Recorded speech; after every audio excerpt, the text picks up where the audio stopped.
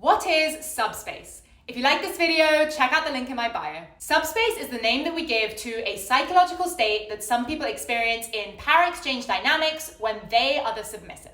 In a nutshell, subspace is essentially a trance-like euphoria, where you might experience feelings of peacefulness, floating, happiness, time distortion, or insensitivity to pain, a little bit like the runner's high of the bedroom. When the body experiences pain or stress or extreme emotional intensity, which is a feature of a lot of power exchange dynamics, then it releases something known as endorphins. When you combine endorphins with other chemicals released during intimacy, like dopamine and adrenaline, it can cause that sense of euphoria, and it can also cause a deepening emotional bond with your partner.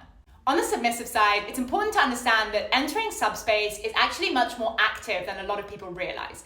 You have to be willing to fully let go and let yourself get sort of dragged under.